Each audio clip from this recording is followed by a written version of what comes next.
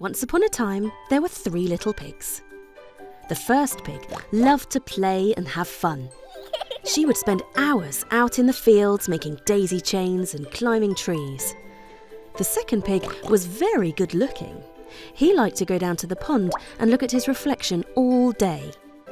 The third pig was extremely clever. He liked to stay in his bedroom reading books and doing sums.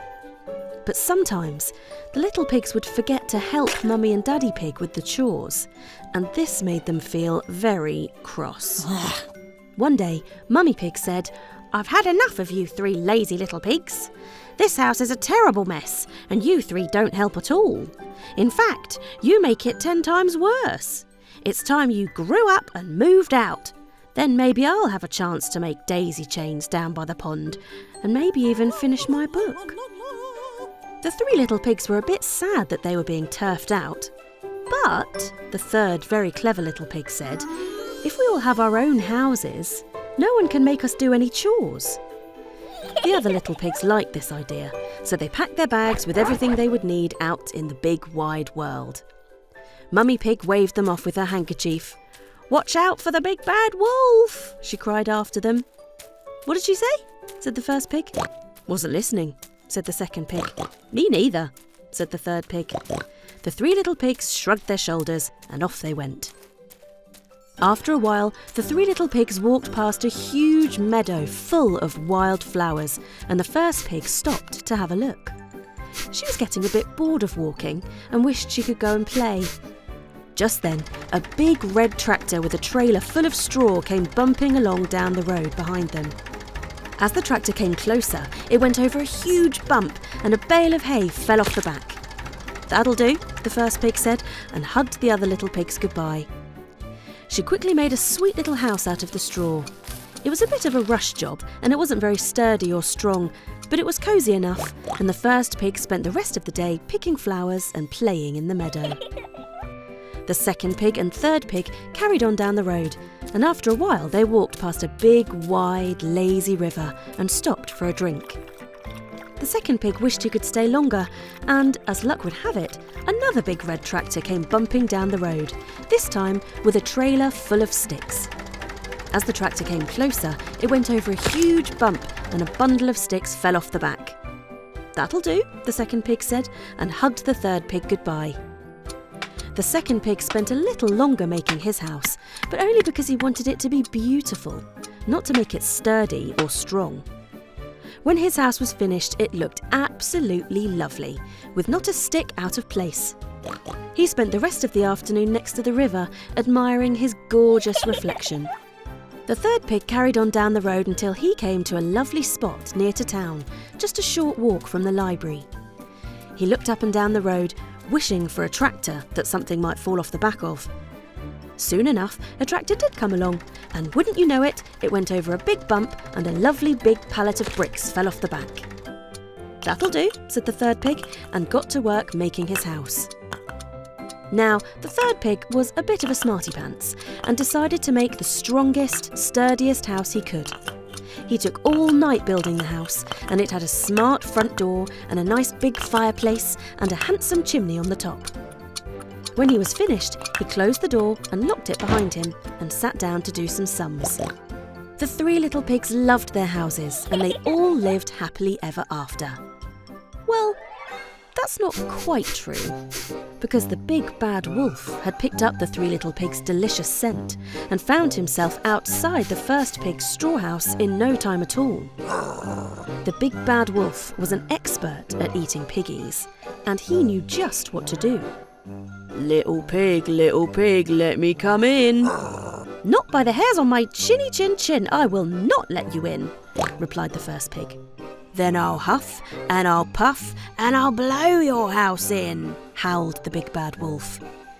He took an enormous deep breath and, before he could blow it down, a gentle breeze came along and scattered the straw house in the wind, leaving the poor little pig trembling where it once stood.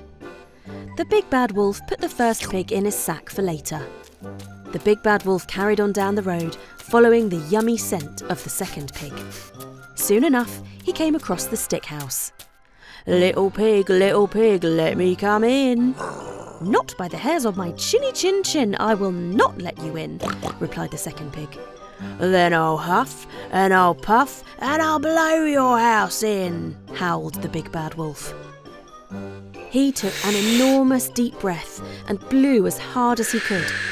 The stick house wibbled and wobbled and swayed, and before long came crashing to the ground, leaving the poor little pig trembling where it once stood. The big bad wolf put the second pig in his sack for later. The big bad wolf carried on down the road, following the scrumptious scent of the third pig. Soon enough, he came across the brick house. little pig, let me come in." "Not by the hairs on my chinny chin chin, I will not let you in," replied the third pig. "Then I'll huff and I'll puff and I'll blow your house in," howled the big bad wolf. He took an enormous deep breath and blew as hard as he could, but nothing happened. He took an even bigger, deeper breath and blew the hardest he had ever blown. The house didn't even quiver. The big bad wolf wasn't very happy about this. He was supposed to be an expert at eating piggies. It would be really embarrassing if this little piggy got away. He tied the sack full of the first and second pigs to a tree and looked all around the house for a way in. Spying the chimney, he climbed the drain pipe and crossed the roof. It was a bit of a tight squeeze and it was quite warm, but it would be worth it, he told himself. The big bad wolf sat on the edge of the chimney and jumped. The wolf fell down, down, down the chimney, right into the fireplace below. He jumped up, howling, and found that the very end of his long tail was on fire. The wolf ran out of the door and back down the road, and he never tried to eat another pig as long as he lived. The three little pigs all laughed and danced and hugged all night. From then on, they all lived in the strong, sturdy brick house and worked together to keep it clean and tidy. The very clever third pig used his great big brain to help them use their time wisely. The very beautiful second pig showed them how to make the house look beautiful. And the very playful first pig showed them how to have fun while they worked. And they really did all live happily ever after. The end. Once upon a time, there was a mother goat, and she had 7 little kids. She loved them all very much, and she worked hard to keep them all happy and healthy. Not so very far away, there was a big bad wolf. He worked very hard to keep only himself happy and healthy. He didn't much care about anyone else. One day, the mother goat needed to go to the market to get some delicious dinner for her kids. As she left the house, she told her little baby kids to lock the door behind her and not to open it for anyone. Don't open the door for anyone, especially the big bad wolf. He might try to trick you, but remember, his voice is rough and gruff and grumpy sounding, and his paws are grey. If you remember those things, he won't be able to trick you. She kissed them all goodbye, and off she went to the market. Before long, the wolf came along, just as the mother goat had predicted. He knocked on the door and said, "Little goats, it's me, your mother. Do let me in. I've bought treats for you from the market." The little goats listened carefully and heard the rough, gruff, grumpy sound of the wolf's voice. "Go away," they shouted. "We know you're the wolf. Your voice is rough and gruff and grumpy, and our mother's voice is lovely and nice. You can't fool us."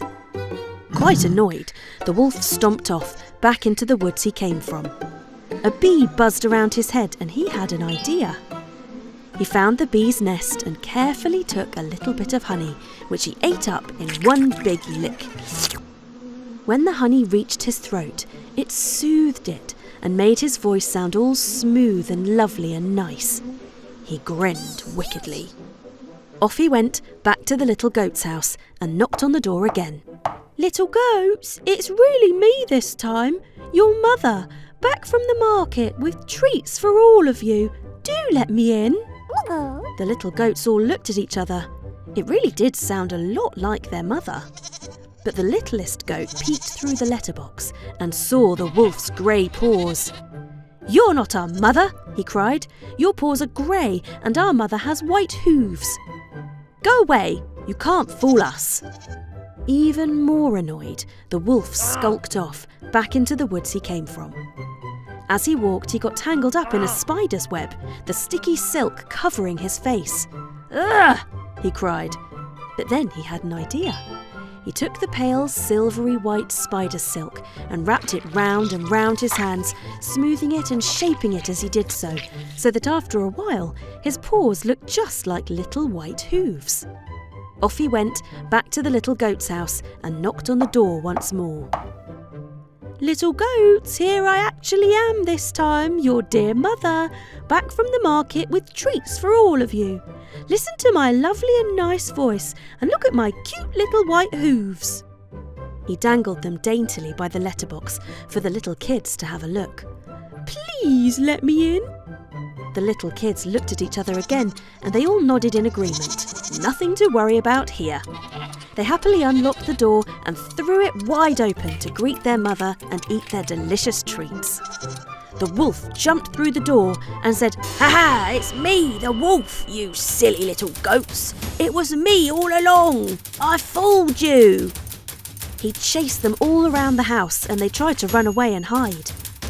3 goats hid under the bed. He found them. 2 goats hid behind the sofa. He found them. 1 goat hid under the doormat. He found him rather easily. The wolf threw them all in his sack to take home for his dinner. But after the busy morning he had had, traipsing back and forth to the woods and then chasing those pesky little kids all around the house, the wolf felt rather tired. He spotted a nice little patch of soft grass under a shady tree just by the riverbank, and he thought, "I'll just have a little nap, and then I'll head on home with my sack of goats and eat them for my tea." Feeling very smug, the wolf set down the sack and went to sleep. But there was something the wolf hadn't realised, something that he had missed. And if he had listened properly at wolf school in his maths lessons, it would not have been so easily overlooked. Earlier on, when he was chasing the little kids, trying to find them all in their hiding places, there were 7 little goats. But in his sack, well, let's see, 3 goats under the bed, 2 goats behind the sofa, 1 goat under the doormat. That's only 6 little goats in the sack. 1 little goat was missing. Meanwhile, back at the goat's house, the real and very lovely mother goat returned from the market. She opened the front door and gasped at what she saw. The house was in utter disarray. The chairs had been knocked over, the curtains had been pulled off their hooks, and her lovely little baby goats were all gone. "Where are you, my little kids?" she called out, panic-stricken. Then a little muffled voice said, "I'm here, Mother." She followed the sound of the voice to the grandfather clock and opened the little door wide. Her littlest baby goat was squashed inside.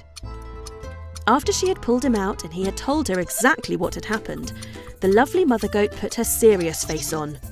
She didn't use it very often, usually if they wouldn't tidy their toys or if one of them pinched a brother or sister goat. But when she did, her baby goats knew she meant business. She took the littlest goat by the hand and marched off towards the woods, determined to give that naughty wolf a very severe talking to.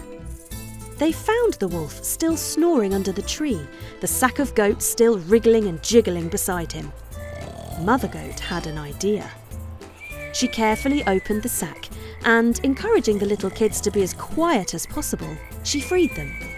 She hugged and kissed all 6 of the little rescued goats, and then she got to work. She collected up 6 of the biggest rocks she could find and placed them in the sack, tying it up again just as she had found it. She and her 7 little kids watched, hidden behind a big boulder, as the wolf stirred and woke from his nap. He licked his lips and rubbed his greedy paws together as he went to lift the sack onto his back. But the sack was so much heavier than before, and the wolf wasn't expecting it, and the weight of it, as he swung it over his shoulder, made him stumble backwards, right into the river. Splash! The little goats and their mother goat laughed and laughed, and then they skipped back to their little house. After a bit of tidying up, they sat around their table enjoying the treats their lovely mother had brought from the market. And they all lived very, very happily ever after. Once upon a time, at the edge of a quiet forest, there lived a boy named Peter. Peter wasn't one for sitting around. Oh no, he was always off on some adventure, climbing trees, chasing butterflies, or seeing how far he could skip a stone across the pond. Peter lived with his grandpa, a grumpy sort of fellow, but mostly just loved Peter to bits. Grandpa was always reminding him, "Don't go wandering out beyond the garden gate. It's dangerous out there." He'd wag his finger and talk about the wolf that prowled in the forest. Peter didn't really believe in this wolf. He'd never seen it, not even a paw print. Probably just a big dog, he thought, shrugging. But he did dream of the wolf. He would dream about it sneaking in through his window or waiting for him on his way to school. He had to know for sure if the wolf was real. So one sunny morning, when Peter saw the garden gate was slightly open, he thought, what could go wrong? And slipped outside. Peter hadn't gone far when he bumped into a little robin, fluttering from branch to branch. Tweet, tweet! What's up, Peter? Chirped the robin. Oh, you know, just exploring, Peter said casually, as though he didn't have strict instructions to stay inside. The robin tilted its head. You're pretty brave. What about the wolf? Peter snorted. There's no wolf. Suit yourself, said the robin, hopping from tree to tree beside him. Just then, a duck waddled up, quacking loudly. Peter, what are you doing outside the garden? The duck demanded. Same as you, Peter said, hands on his hips. Well, I'm out here because the pond inside is boring, huffed the duck. It's a shame you can't just fly away like me, the robin taunted. It must be such a sad little life, just bobbing around in that muddy little pond. The duck quacked indignantly at the robin and flapped his wings crossly, and before you knew it, the robin and the duck were arguing. Peter rolled his eyes. All right, calm down, you two. As the robin and the duck squabbled, Peter heard a soft meow. Trouble brewing, Peter? Purred a sleek black cat, slinking towards them. Nah, just these two bird brains, Peter replied. The cat's eyes gleamed. That little robin looks tasty. Don't even think about it, warned Peter. The robin fluffed up his feathers, offended. Excuse me? You choke on me, furball. Before the cat could pounce, Peter raised his voice. Enough! Let's all just... But then, a deep, low growl rolled through the trees like thunder. Peter froze. The robin froze. The duck froze mid-quack. Even the cat, who was usually too cool to care, froze. Out from the shadows with golden eyes that gleamed like fire, stepped the wolf. Whoa, whispered Peter. Okay, so Grandpa really wasn't kidding. The wolf licked its lips, his eyes flicking from one delicious morsel to the next. The robin, the duck, the cat and Peter didn't waste another second.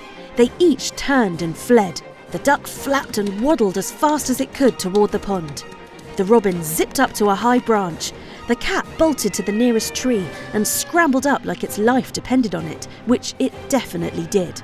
But Peter, he grabbed a thick branch and stood his ground. You're not getting past me, he said, though his heart was pounding like a drum. The wolf lunged, snapping its jaws, but Peter was quick. He dodged left, then right, swinging his branch like a knight with a sword. Over here! Shouted the robin, flapping and diving at the wolf's head to distract it. Peter spotted a rope hanging from a tree. An idea struck him like lightning. He grabbed the rope, climbed the tree faster than he thought possible, and tied a loop. Hey! Big bad wolf! Peter shouted. The wolf snarled and leapt towards him, but Peter dropped the loop right over its head and shoulders. With a mighty tug, he pulled the rope tight around the wolf's middle. The wolf thrashed and growled, but it was stuck, swinging upside down from the tree branch. Just then, Peter heard a familiar voice shouting, "Peter, where are you?" It was Grandpa, running towards him with a group of hunters. They stopped short, staring in amazement at the sight of Peter holding the rope, and the wolf tied up like a big furry package. "You caught it?" one hunter asked, jaw dropped. Peter grinned. "Well, "I had some help," he said, nodding to the robin, duck and cat, who all looked pretty pleased with themselves. Grandpa sighed, shaking his head. "Peter, you're grounded for a week." Peter frowned. And, Grandpa added with a wink, "you're the bravest kid I know." The hunters carefully tied the wolf up and were about to take it away when the wolf looked up at Peter, fear and desperation in his yellow eyes. "Wait," Peter said. "What are you going to do with him?" The hunters looked grave. One of them knelt down before Peter and put his hand on his shoulder. "This wolf won't be a danger to you anymore, young man." "You're not going to hurt him, are you?" Peter asked, his eyes wide with shock. The hunter shifted from one foot to the other and couldn't seem to meet Peter's eye. "There must be another way," Peter said. He thought, and just as before, an idea hit him like lightning. "What about the zoo?" he said suddenly. "They have lovely big enclosures and lots of other wolves, and he would be comfortable and well fed, and we would be safe from him, and he would be safe from us. Could that work?" The hunters smiled and said, "Yes, Peter, that would work." The wolf looked at Peter again, and he swore he could see the relief and gratitude in the wolf's eyes. Peter stepped towards the wolf, dodging Grandpa's hand that tried to pull him back, and he reached out to stroke the wolf's soft fur. The wolf stayed perfectly still. "Okay," Peter said gently, turning to the hunters. "You can take him." So the hunters took the wolf away, and Peter returned to the garden, where Grandpa made a big pot of soup to celebrate. The robin stayed to share the crumbs, and the duck quacked about its narrow escape, and the cat curled up by the fire like nothing had happened. But Peter still dreamed of the wolf every night, wondering if he had made the right decision, hoping that he really was having a good life in the zoo. A year later, Peter and his grandfather visited the zoo together. They rushed past the naughty monkeys, the towering giraffes and the ferocious tigers, until they reached the wolf enclosure. They watched and waited, and finally they saw the wolf from the forest step out tentatively from his den, followed by a slightly smaller wolf. The smaller one nuzzled his neck and then turned her head to look back into the den, and 3 fluffy little cubs tumbled and rolled out one by one. They jumped and pawed at the wolf, tugging his ears and licking his face. Peter and his grandfather laughed, and the wolf looked up at Peter, recognition shining in his eyes. He stared for a long time and then dipped his chin at Peter, who nodded back. That night, Peter dreamed of the wolf. He dreamed of riding on the wolf's back, his hands dug deep into the wolf's fur, holding tight, racing through the forest, the wind whipping his face. After that, he never dreamed of the wolf again, because he knew for a fact that he had done the right thing. And so, Peter and the wolf lived happily ever after. The end. Once upon a time, there was a guitar-playing donkey. He lived on a farm, and it was his job to pull the cart to market and back each week. But the rest of the time, he lay comfortably in the hay barn, practicing his guitar, writing songs, and getting lost in the music. It was a pleasant life, but the donkey dreamt of more. He had heard of a wonderful place where music rang out from the streets and everyone danced and sang wherever they went. Bremen, a place where a donkey could make his fortune, and folks would come from far and wide to hear him play. So one day, the donkey slung his guitar over his shoulder and set off. Along the way, he passed through a small town, and as he wandered the streets, he heard the sound of drumming. A snappy and jumping beat that thumped through his bones and made his toes tap in time. He followed the groovy sound and found a dog playing the drums while strangers tossed coins into his upturned hat. "I'm going to Bremen," the donkey said. "Would you like to come with me?" "Would I ever?" the dog said, and they set off on their journey together. Next, they came across the sound of a piano playing a jaunty and jazzy tune that made their shoulders bob up and down in time. They followed the sound and found a cat tinkling away at the keys. "We're going to Bremen," they said. "Would you like to come?" "Yes, please," the cat said, and off they went. As they carried on through the town, they heard sweet, soulful singing, the voice so beautiful it almost brought them to tears. They followed the sound and found a rooster shining shoes while singing his heart out. "We're going to Bremen," they said. "Would you like to come?" "You better believe it," the rooster said, and the happy band was complete. They set off for Bremen. By day, they would travel through towns and countryside, sharing their dreams and telling the wonderful stories they had each heard of Bremen. At night, they would play their music at inns in exchange for a hot meal and a room to sleep in. As they played their instruments together, they became more and more in tune with their bandmates, able to tell what the others were going to do next without a word. It seemed like their heartbeats were all thumping to the same tune, and they had never been happier. One night, they came across a cottage in the woods. There had been no inn or anywhere to stay for miles, and they were growing cold and tired. They decided to knock on the door to ask if they could stay in a barn or stable. But as they got closer, they saw through the windows that the cottage was not occupied by a friendly family, as they'd hoped, but a gang of nasty robbers. The robbers were eating a delicious stolen feast and laughing about all the people they had swindled and pickpocketed and the houses they had broken into that day. The musicians were all very cross. "These awful robbers must be taught a lesson," the donkey said, and the others nodded in agreement. Without a word, they each knew what they should do. They banged on the door, making the robbers rise from the table to investigate the source of the sound. The musicians hid in the woods, the darkness making it impossible for the robbers to see. The robbers split up and began to search the trees, carrying clubs and daggers, ready to fight whoever was out there. But together with their new friends, the musicians felt braver than they ever had. They were unstoppable when they all worked together. All at once, the musicians came together, the donkey standing firm, the dog leaping onto his back, the cat springing onto the dog's shoulders, and the rooster flapping up onto the cat's shoulders. And together, they made the most terrifying noise, braying and snorting and barking and growling and hissing and yowling and crowing and squawking. The robbers cowered in fear at the horrible beast in the shadows, and then ran away as fast as they could, tripping over themselves and crying for their mums. When they were sure the coast was clear, the musicians leapt down and fell about laughing. They filed into the cottage and sat down to enjoy the feast laid out before them. The cottage was warm and felt like home, and they sat around the fire playing their instruments until they all fell asleep, totally at peace. The cat was awoken by a strange sound outside, a scratching at the door. Someone was trying to get in. The cat peeped through the window and saw it was one of the robbers who had returned to try and take back the cottage. The cat hurried to rouse his companions, and again, they knew just what to do.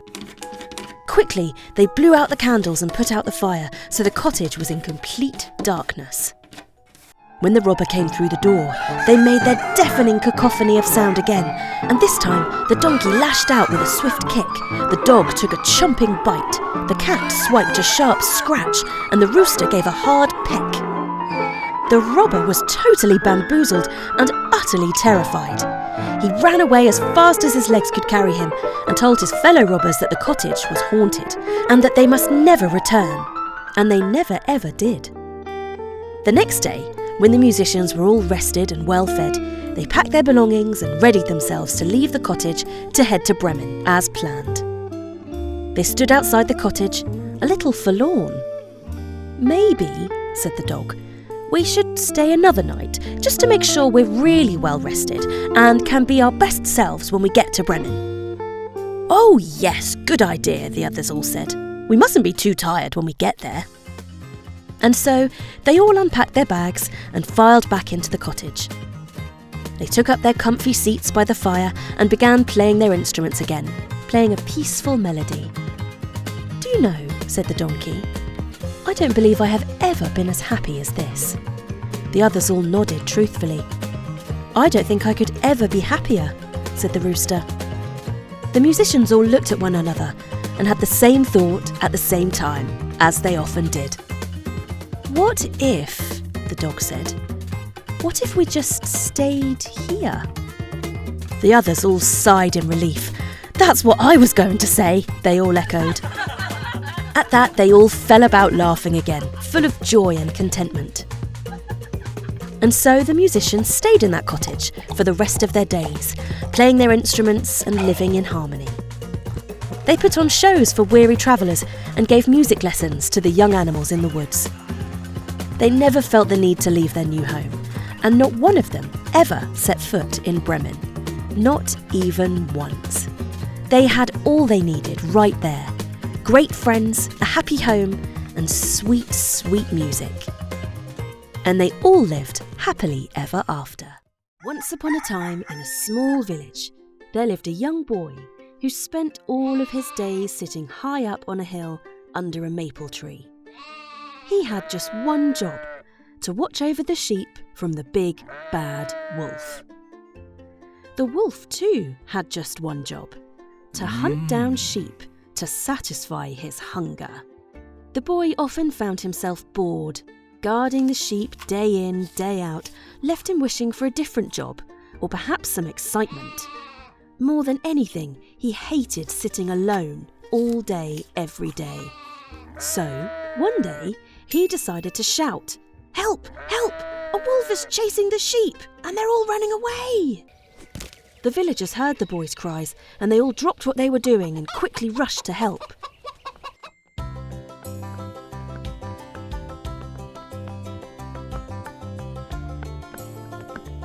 But when they reached the top of the hill, there was no wolf, just the boy and the sheep, peacefully resting in the greenest grass you could imagine. "Where is the wolf?" the villagers asked. "There is no wolf," the boy said, unable to stop himself from laughing. The villagers were upset. They were exhausted from running and frustrated about their interrupted work.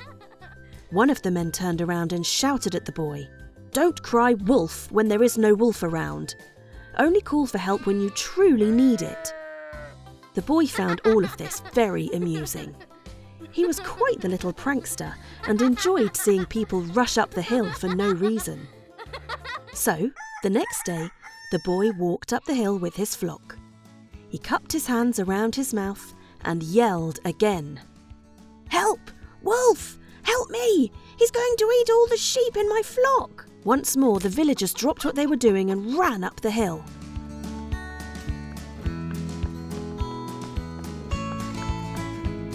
And once again, there was no wolf. "Where is the wolf?" the villagers asked.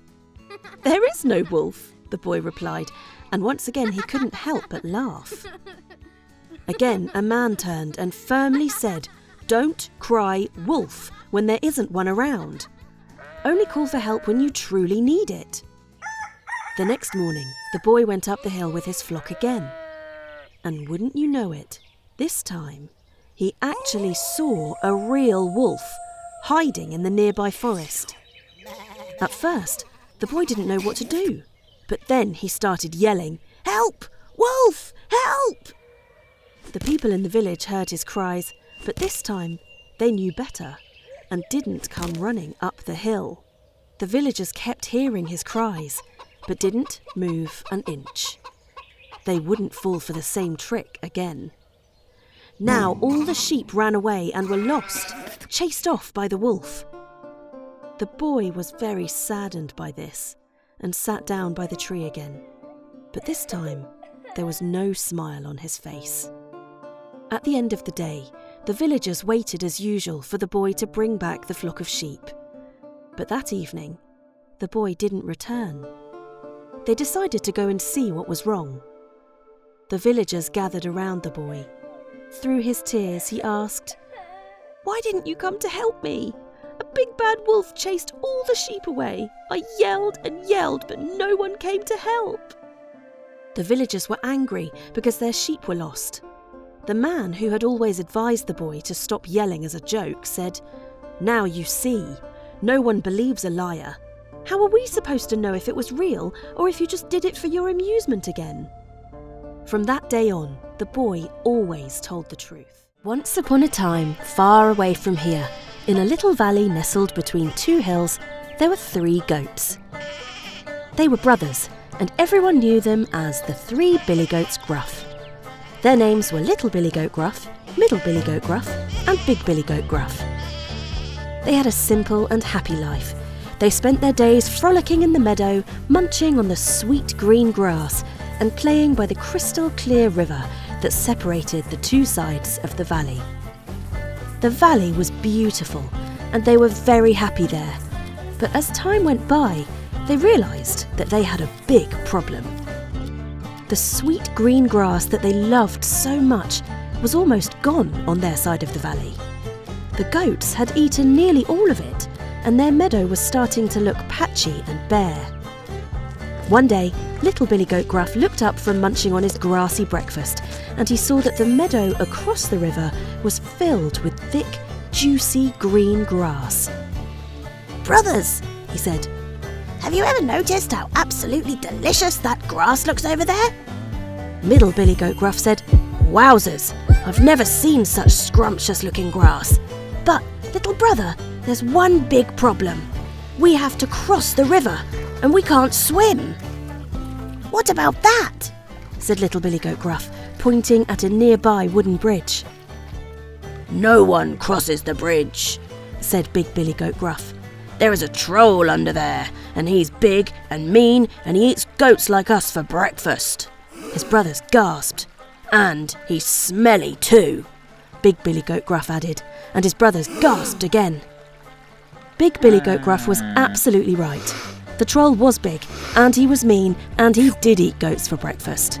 His skin was green and warty, his teeth yellow and crooked, and his nose was spotty and snotty. He was grumpy and lumpy, and what he hated more than anything was the thought of anyone crossing over his bridge. "All I want is a bit of peace and quiet," the troll would say. "Is that so much to ask?" He just happened to think that goats were the most delicious thing in the whole wide world, and that made him extra dangerous. But the 3 billy goats Gruff were fast running out of food in their meadow, and they were starting to get rumbly tummies. They needed a plan. They put their heads together and they thought hard about what they could do. "We could sail across," Little Billy Goat Gruff suggested. "We don't have a boat," Middle Billy Goat Gruff said. "Could we try sneaking over the bridge at night?" Little Billy Goat Gruff said. "Our feet would make too much noise on the wooden planks," Middle Billy Goat Gruff replied. "The troll would hear us with his great big ears and gobble us right up." "What if we built another bridge?" Little Billy Goat Gruff said. "We're goats," Big Billy Goat Gruff said. "We can't build anything." "Good point," Little Billy Goat Gruff said. They kept thinking until they came up with the perfect plan. The next day, Little Billy Goat Gruff trotted up to the bridge. His hooves made a trip-trap sound as he stepped onto the wooden planks. No sooner had he set his foot on the bridge, the troll jumped up from underneath it to block his path. "Who's that trip-trapping over my bridge?" roared the troll, his horrible voice echoing through the valley. "Nothing to worry about," Little Billy Goat Gruff said as bravely as he could. "It's only me, Little Billy Goat Gruff. I'm just popping over to the other side." "I don't think so. I'm gonna gobble you up," bellowed the troll, licking his lips. "Well, you could," said Little Billy Goat Gruff. "but I don't think I'd make a very good meal. I'm much too tiny." The troll looked confused. He got confused quite a lot. Then the Little Billy Goat Gruff continued. "Why don't you wait for my brother, Middle Billy Goat Gruff? He's much bigger and tastier than me." The troll thought for a moment and then stepped aside, smiling. "Very well," he said, "but hurry up and get off my bridge," he added with a snarl. And with that, Little Billy Goat Gruff scampered across the bridge and began to munch on the delicious green grass on the other side. Next, it was Middle Billy Goat Gruff's turn to cross the bridge. His hooves made a louder trip-trap sound as he stepped onto the wooden planks. Again, the troll appeared. "Who's that trip-trapping over my bridge?" roared the troll. "It's only me, Middle Billy Goat Gruff. No big deal," said the goat in his medium-sized voice, trying to be brave. I'm just popping over to the other side to join my brother." "I do not think so. I'm going to gobble you up," bellowed the troll, showing his horrible yellow teeth.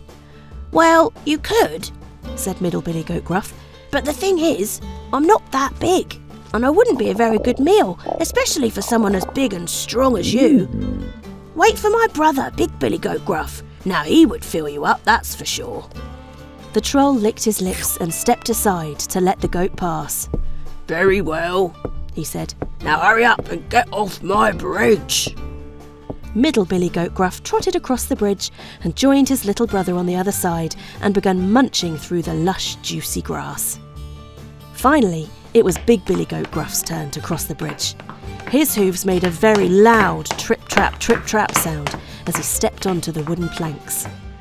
The troll, expecting a big meal, jumped up immediately. "Who's that trip-trapping over my bridge?" roared the troll, his mouth watering. "It's me, Big Billy Goat Gruff," said the goat in his biggest, deepest voice. "At last," said the troll. "I've been waiting for you, Big Billy Goat Gruff. You look very big and very delicious, and I simply can't wait to gobble you up." The troll bared his horrible yellow teeth. Big Billy Goat Gruff was not scared of the troll. He had big, strong horns, and he was mighty brave. "Bring it on, you spotty, snotty, lumpy, grumpy beast," he said boldly. The troll was a bit taken aback. He wasn't used to being challenged like this, but he was also very hungry, and he decided to take Big Billy Goat Gruff on. The troll lunged at Big Billy Goat Gruff, but the big goat was ready. He lowered his head, pointed his horns at the troll, and charged. He butted into the troll with such enormous force that the troll was thrown backwards off the bridge and into the river, floating away downstream, never to be seen in the valley again. With the troll gone, Big Billy Goat Gruff skipped lightly across the bridge and joined his brothers in the lush green meadow. The three goats were over the moon to be back together again and to finally be in the beautiful green meadow, eating the luscious, scrumptious and plentiful grass. They spent the rest of their days happily grazing and frolicking in their new home. And with the troll finally gone, they could cross the bridge whenever they wanted without any fear.